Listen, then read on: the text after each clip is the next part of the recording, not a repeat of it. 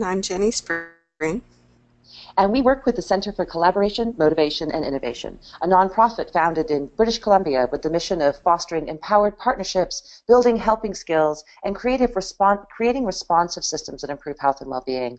Today's webinar is about the social determinants of health. This webinar is made possible with the support of Patients as Partners, an initiative of the Ministry of Health in the province of British Columbia. Before we get started, I'm going to hand it over to Troy to review a few of the features of GoToWebinar. Okay, thanks. So if you're looking at this right now, this is what it'll look like if you have the app downloaded to your computer. If you're joining with a browser today, it might look a little bit different, but hopefully quite similar. And one of the main features that we're going to be using is the expand and collapse window for your control panel. So if you want to open your control panel or close that control panel, it'll be the orange arrow at the top of the screen. You can go to the next slide, April, and it'll show it a little bit more clearly. So there we go, right at the top there, that orange arrow will expand or collapse your control panel, and that will give you access to the next feature that I'll talk about, is the question box. The question box is quite handy if you want to use that to comment on anything that the speakers are talking about today, or if you have a technical question, you can put it in there, or if you have a question for anybody, you can drop that in there, and at the end of the webinar today, we'll have some time to field some questions. So please do use the question box. If you're not seeing the question box, you might have to expand your control panel using that arrow that we just spoke of. Also today, another feature which wasn't used in some of the previous webinars is the handouts function. So you should be able to see, it's not illustrated here in this picture, but you should see a handouts box, and you can expand that handouts box. And in that handouts box is a PDF document, and you can click that. So take a second now, open that document, and we'll cover that document in today's webinar. Other than that, I think that's it from the housekeeping side. So April, go ahead. Thank you. Thanks, Troy, for all your support. So here's what we hope to accomplish today. Our goal is to give you a brief introduction to the concepts of the social determinants of health and how these affect people's experience of or access to healthcare. Understanding the social determinants will help us do a better job of providing patient-centered care. It supports the step care management support concepts and helps us align services with the Ministry of Health's aims and priorities. Before we introduce the social determinants of health, we'll review those strategic priorities of the Ministry of Health for just a moment. The Ministry of Health has 5 strategic areas of focus, and this webinar is part of the work towards overall improvement in the quality and sustainability of the BC healthcare system. These quality improvements are in both experience of care and better health. The focus is to work with those involved in healthcare in 5 areas: to improve access to primary care through a primary care home model, reduce demands on hospitals by improving care for seniors, reducing demands on hospitals by improving care for those with mental illness and substance use issues, improve access to surgical services and procedures, and improve delivery of rural health services. The social determinants of health impact people's access to services and need to be taken into account when planning service delivery. The more we understand how the social determinants of health impact people, the more effective our improvements can be. The Ministry of Health has adopted the triple aim with these 3 goals: a better experience of care for both professionals delivering care and people receiving it, better population health, and all this at a sustainable cost. Understanding the social determinants of health helps us understand the social context of people receiving our services. Our understanding can improve their experience of care and help us provide better health care and help us advocate for their needs. Sometimes people who share a difficulty with a social determinant of health, such as poverty, can be seen as a population. By improving their health as a population, we can lead to a better experience and reduced cost. In the policy document, A Patient-Centered Care Framework, the Ministry states that patient-centered care puts patients at the forefront of their own health and care, ensures they retain control over their choices, and helps them make informed decisions to support partnerships between individuals, families, and healthcare service providers. Patient-centered care incorporates self-management support, shared and informed decision-making, an enhanced experience of care, improved information and understanding, and the advancement of prevention and health promotion activities. Whenever we think of patient-centered care, we also need to think about family and friend caregivers. Patient and family-centered care contributes to the goals of the triple aim. Many aspects of self-management support are also part of patient-centered care. Understanding the social determinants of health will assist us in looking at our clients and patients in their social context. It'll give us more opportunity to be truly patient-centered in delivering our healthcare services. Today's webinar addressing the social determinants of health, which is really about understanding a person's living conditions and their access to resources. When we think about the STEP care model, the social determinants help us understand where and how people are able to access internal and external resources that assist them to engage in healthcare. The social determinants of health are all around people and are best considered as being part of this gray box, or the environment that wraps around everything else that we do. The unequal access of people to income, wealth, education, housing, or other resources impacts their health at many levels and their ability to engage with specific healthcare assessments, treatments, or advice. People can easily be seen as, quote, non-compliant or difficult for not taking advice that healthcare providers may see as simple to do. But how safe, comfortable, and easy would it be to go a walk for your health if you live in a neighborhood without sidewalks? While we as healthcare providers might not be able to change the social determinants of health faced by our clients, being aware of them we can prevent our own actions from making people's experience harder and consider the options that might work best for them. Today we'll speak about how social determinants of health can create barriers and difficulties in becoming and staying healthy. But it's just as important to see that they do the opposite too. Many of us here benefit from the positive side of the social determinants of health. Many of us might have ourselves overcome some of these social determinants that could have held us back if things had been different or more difficult for us. It's important to see that many of us are not literate, healthy, relatively prosperous, and surrounded by a social network because we are smarter, harder working, or more deserving than someone else. Often we've had advantages that might be invisible to us, or maybe things we've never thought of. When we become aware of the social determinants of health, we can see both the advantages that we have had and develop greater empathy about what it must be like to make your way through the world without these advantages. We can better consider a person's circumstances, what matters to them, and what options to improve their health might work better. Here's a quote to help establish some context for what we are talking about today, seeing people in their social context. I diagnosed abdominal pain when the real problem was hunger. I confused social issues with medical problems in other patients too. I mislabeled the hopelessness of long-term unemployment as depression and the poverty that causes patients to miss pills or appointments as non-compliance. In one older patient, I mistook the inability to read for dementia. My medical training had not prepared me for this ambush of social circumstance.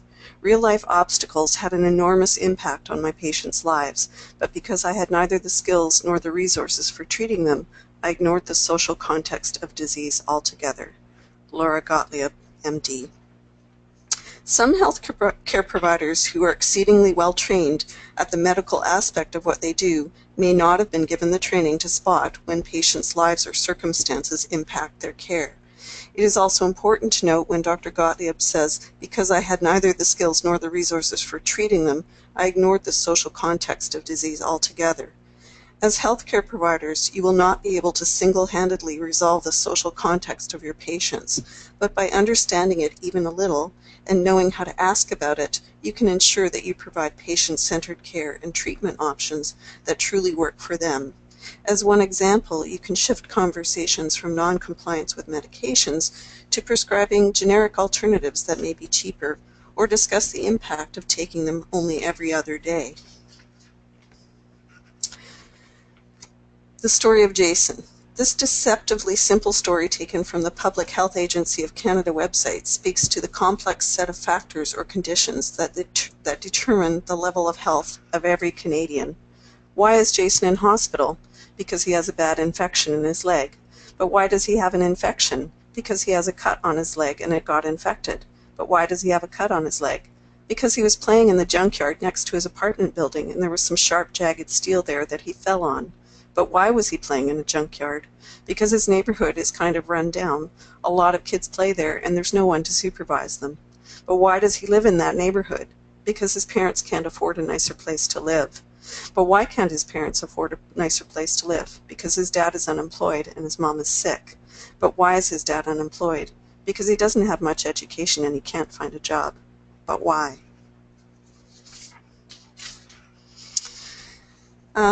Now we're going to discuss the individual social determinants of health noted for Canadian citizens in a moment, but let's get a working definition. So the social determinants of health are the economic and social conditions that shape the health of individuals, communities, and jurisdictions as a whole. The primary determinants of whether individuals stay healthy or become ill. The extent to which a person possesses the physical, social, and personal resources to identify and achieve personal aspirations, satisfy needs, and cope with the environment. And the quantity and quality of a variety of resources that a society makes available to its members. As you saw in the stepped care model, the social determinants of health include the environment or circumstances where people live, learn, work, and play. We sometimes think that the primary factors that shape health are medical treatment or lifestyle choices or things that are under our personal control, when it is actually the living conditions and quality of our communities, housing, work settings, and institutions that most influences our health. As healthcare providers, if we assume that most health issues are related to choice and not living circumstances, we may miss opportunities to provide assistance to our clients that takes their circumstances into account and minimizes barriers to care. This infographic explaining the social determinants of health was published by the Canadian Medical Association. The top red section, labeled Your Life, is where the social determinants of health are found. It may surprise some of you how much the things that are not strictly medical or biological can affect health. There is also a great deal of interaction among the social determinants. For example, if you have a poor education as a child, you are unlikely to end up with generous economic means as an adult. Your housing may be inadequate as a result. The mold in the house may exacerbate your child's asthma. You may not be able to read the instructions for or afford the medications that are offered to band-aid the problem caused by the housing, which is the best you can afford.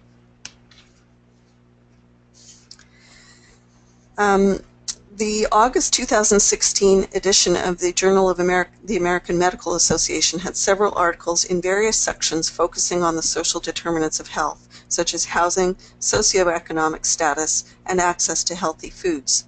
The social determinants of health are a topic gaining increasing attention in the medical field as their impacts are more widely understood. Social determinants and self-management. Self-management can be a particularly difficult request for some people and groups who are strongly disadvantaged by the social determinants of health. M.G. Marmot wrote an influential article published in The Lancet in 2005. It explored the concept of control of destiny. The lower your position in society, or the greater your degree of exclusion, the lower your sense of control over your destiny. In self-management, this is often called self-efficacy, the belief that you can have an impact on your life and circumstances. Self-management is difficult to do when you have no belief you can improve or change your life. However, when people with low self-efficacy are supported to make even seemingly small plans to change their circumstances, their belief that they can is supported to grow. Having higher self-efficacy is directly correlated to reduced use of the healthcare system. Canadian Aboriginal communities are known to have particularly disparate health outcomes and provide an excellent opportunity to understand the impact of the post-colonial experience on health. Of course, one must be careful when talking about populations versus individuals. Some Aboriginal people have very high self-efficacy, but within Canadian society, the combination of negative stereotypes, social marginalization, and the post-colonial experience make this group particularly vulnerable to the negative effects of the social determinants of health. The Canadian Council on the Social Determinants of Health is a collaborative, multi-sectoral stakeholder group in Canada that addresses the factors that shape health and well-being. We're going to use their 14 definitions of social determinants to ensure that the information you receive is up to date and focus on the Canadian context, though not all of our stories and examples will be. We will outline each social determinant with a brief example of how they tie to health to bring them alive for you. You may think of other interactions between these or ways that these indicators might affect your particular patients and clients. Aboriginal status. It can impact health in a number of ways, from genetic propensity for some disorders to how stereotypes of Aboriginals as drinkers could impact those seeking help for the symptoms of stroke. Disabilities. Those with disabilities are often less able to access services, including health and education, which can lead to a lower socioeconomic status.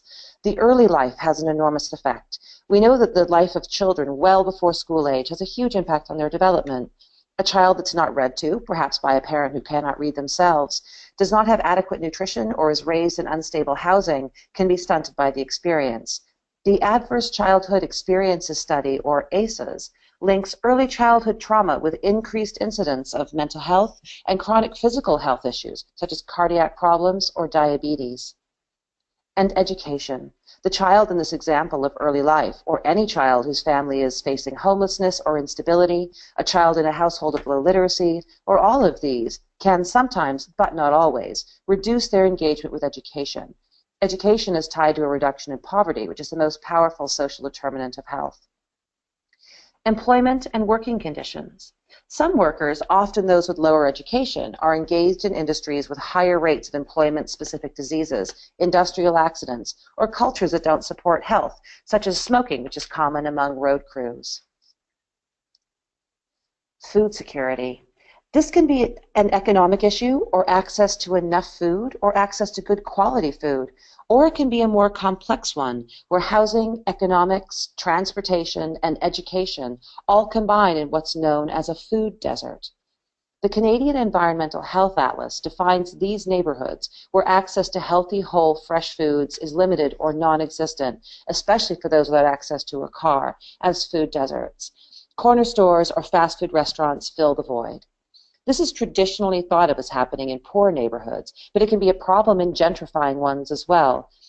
Many long-standing residents may not be as wealthy as their newer neighbors. Fancy restaurants and expensive organic-focused groceries start to replace small markets, and those without a car can find it difficult to access healthy, affordable food. And health services. Access to health services obviously matter to health. Access could be limited by where you live, what supports you have, what specialist services you require, or discrimination. In a study published in 2014 in Ontario, 20% of transgendered patients reported avoiding the emergency department when they felt they needed it, out of fear of discrimination. Gender is a social determinant of health. According to the World Health Organization, beyond the biological differences, gender roles, norms, and behaviors have an influence on how women, men, girls, and boys access health services, and how health systems respond to their needs. How they are valued by society may dictate the care they are offered, or how they're seen may impact how seriously their concerns are taken. Housing is a social determinant. Poor or inadequate housing can impact health if the environment is unsafe, unstable, unhealthy, or unsanitary. However, housing can also impact how people self-manage. For example, if you have unstable access to housing, you are unlikely to regularly take a simple diuretic for your high blood pressure. Having no guarantee of a safe place to go to the bathroom makes this seemingly simple treatment untenable. Income and income distribution have an effect.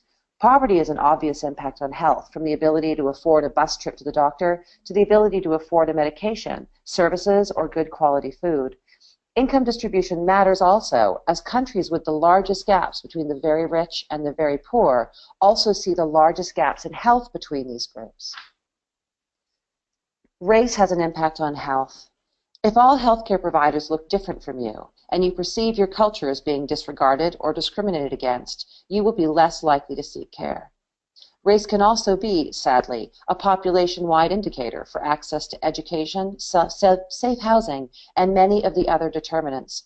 This circumstance may not apply to any one individual, but as a population, disturbing trends can emerge. Social exclusion is extremely important.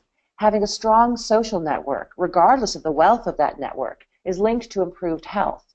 There's someone to suggest you seek care, someone to help you get there, someone to nag you until you go, someone to share resources with you, and there are people to live for. Without these things, people's health outcomes begin to decline. The social safety net impacts us all. The stronger a society's support for their most vulnerable, the more their most vulnerable can thrive. And unemployment and job security. is the last one we'll talk about today. Here we see the risk of poverty, access to resources, food security, social exclusion, and many other social determinants of health come together. Being in work for some people is strongly linked to all of these. Let's look at some examples of how change in a social determinant of health can improve health and impact government spending. The first headline appears in a 2014 edition of the Denver Post. An article describing Denver's Housing First program follows. It explicitly constructs housing as a health intervention. The second headline is from the Tyee in 2015, discussing Medicine Hat's experience implementing a similar Housing First model. Housing First varies in how it is implemented in each community. Denver, being a larger city, targets people with mental health concerns. Medicine Hat, being smaller, uses Housing First principles to support anyone struggling with homelessness.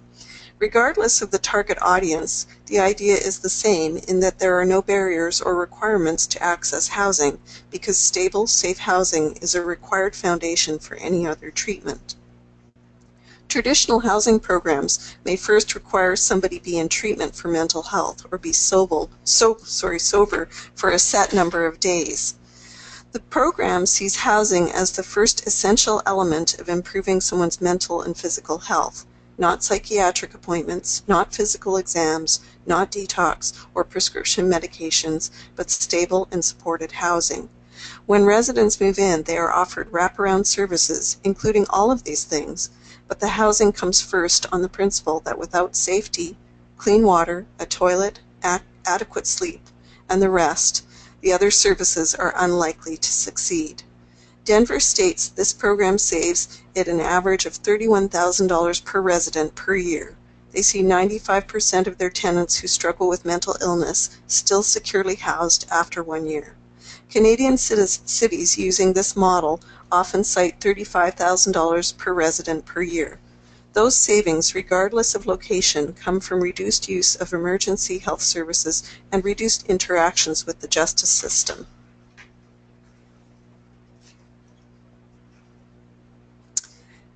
In 2016, researchers for the Canadian Observatory on Homelessness and Canadian Alliance to End Homelessness studied the reasons for homelessness and developed recommendations to end homelessness in Canada. The authors recognized that the longer people are homeless, the worse their health becomes. Homelessness causes premature death, poor health, and is a burden on our healthcare system. They provided a number of recommendations, including system integration, where the homelessness sector works collaboratively with public systems and services such as health, child welfare, criminal justice, domestic violence, and poverty reduction. Here's another example of how some aspect of social determinants can have a powerful impact on behavior. The Whirlpool Care Counts program provided 17 schools in low-income areas with a washer and dryer and everything else they needed, including garbage bags for children to carry laundry in. Children missing more than 10 days of school per year were targeted to use the program, allowing them to bring a load of laundry to be done while they were in classes. Many children without clean clothes will simply choose to stay home. Each participating child did an average of 50 loads of laundry over the school year. 93% of the children in the program increased school attendance. At-risk children attended almost 2 weeks of school more per year, with absence averages going from 11.9 days to 3.5. Other things happened as well, including a rise in classroom participation and extracurricular activities.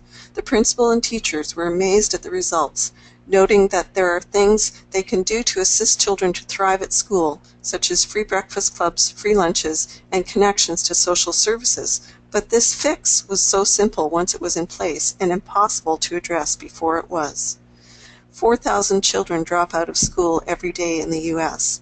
Whirlpool plans to expand the program to 300 schools next year after seeing the impact at these early pilot schools. When a patient presents to you with a complaint or concern, even a simple one, it is only ever the tip of the iceberg. Sometimes the concern is rendered simple through the positive impacts of the social determinants of health. You must have many literate, well-educated patients who can afford their medications, read the directions, and have easy access to clean water to wash their hands or swallow their pills. The same seemingly simple complaint can be made vastly more difficult for people to attend to if the social determinants of health are working against them. By now, you can begin to imagine some of the ways that these would make it more difficult or impossible for someone to follow instructions in the way that you wish they would. Imagine the socially isolated person who has the best interaction of their day when buying cigarettes. What would you have them do?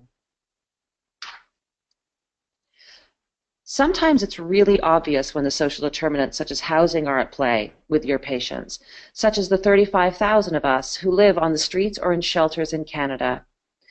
But 50,000 of us are the hidden homeless, provisionally but insecurely housed on friends' couches, in tents in family backyards, or other circumstances. It would not be hard to imagine both how people in these circumstances would have their ability to access healthcare affected, but also how easy it would be to hide their status from healthcare providers if they chose to. You may be wondering what you can do. The Division of Family Practice here in British Columbia is sharing a tool to assist you. It was developed by the Kootenay Boundary Division of Family Practice, CCMI, and the Advocacy Centre.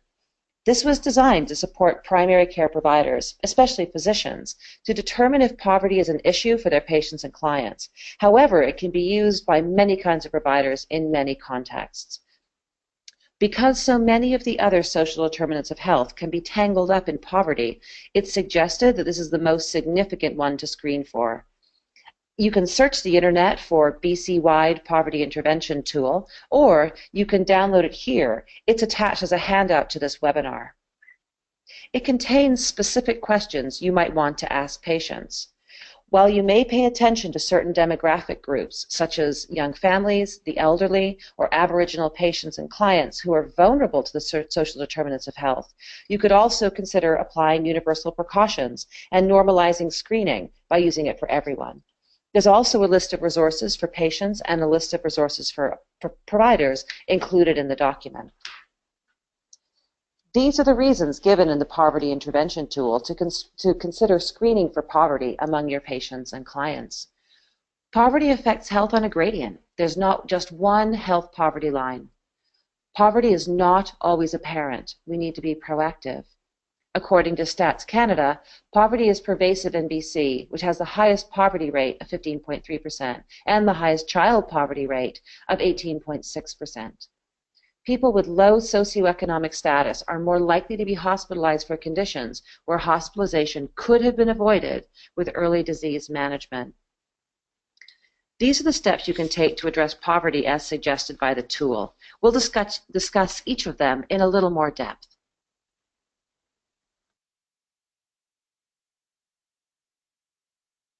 Jenny, are you on mute by chance?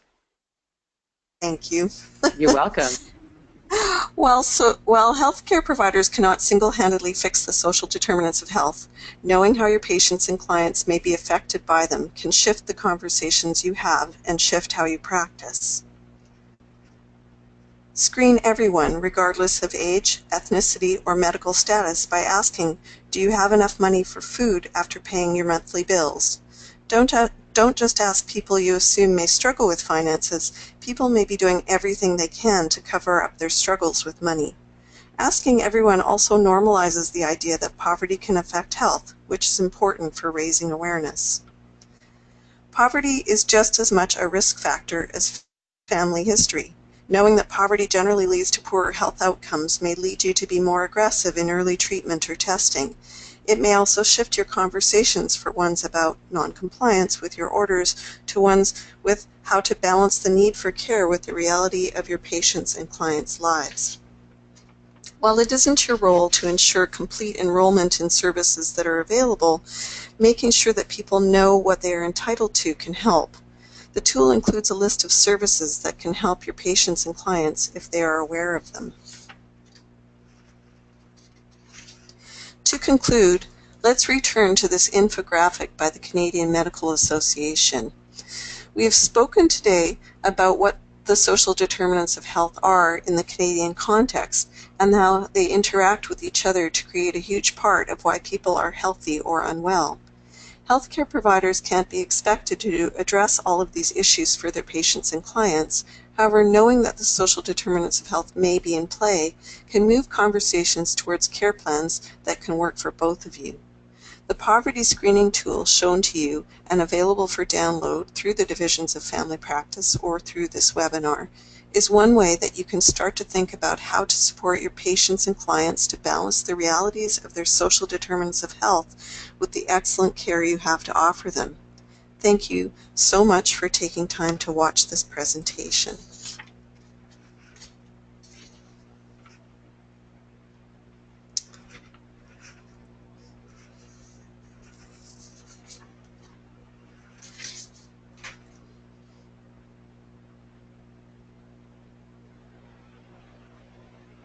April, are you on mute? I am completely on mute. Again, my apologies. We're trying to be diligent so you don't hear our shuffling papers, and instead we've cut ourselves off from you. Well, those were resources that you might wish to see and look at if you'd like to learn more about the social determinants of health. And here we are at the question period. Jenny and I would love to hear any questions you have, things you're thinking, or comments that you might have as well. Please type your questions into the chat box, and Troy can send them over to Jenny, and we'll do our best to answer them for you as best we can.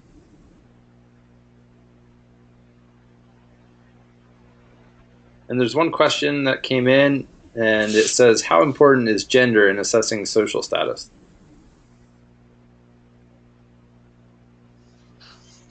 Jenny, shall I take this, or would you like to? You go ahead. I'm not exactly clear on the question. Sure. Well, if it's a question of sort of gender and the social determinants of health, it might be important to think about the difference between individuals and groups. Any one individual, any one woman, any one man, any one transgendered person might not have any issues at all with their status or accessing services. But as a group, gender does have an impact on the social determinants of health.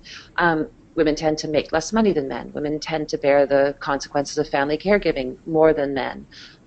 Women tend to, and as a consequence, that affects their health and social isolation as well. So it might not be important for the woman in front of you or the woman that you yourself might be, but it might be very important for us as a collective group. So some of these social determinants might be more obvious, and some of them might be more subtle. I'd love to know if that in any way answers your question, or if you still are wondering more.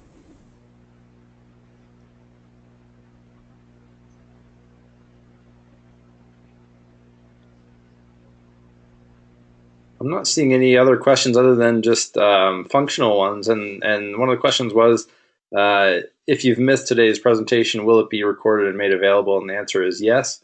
And that will be sent with a follow-up email with a link to the presentation resource page. And also today's handout will be made available on the page.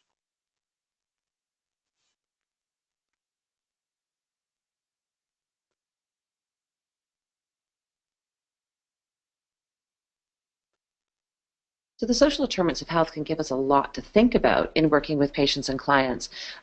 You might not have formed questions necessarily in your head, but you might have comments or stories or things that you're beginning to think about as you imagine working with your patient panels and client groups. So anything like that, we would love to know. So questions or comments?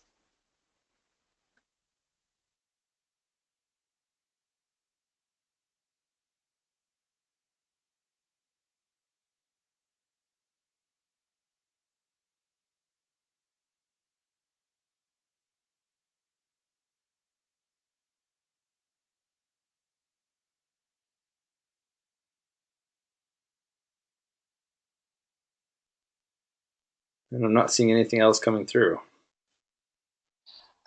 Well, all right. Well, we won't make you stay if we've been clear enough that we haven't provided questions, or if we've just given you enough to think about for the moment.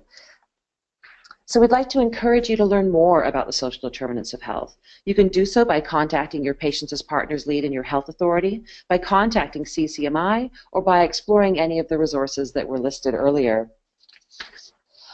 The next webinar coming up is by Dr. Kathy Rhymes on the evaluation of the patient experience, which will be happening at the same time from 12 to 1 on November 16th.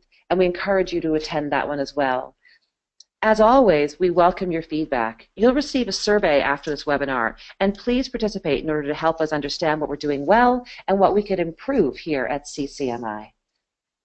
And lastly, yes, thank you very much for attending this webinar, and thank you to Jenny Spring for co-developing this webinar with me also, and thank you all very much.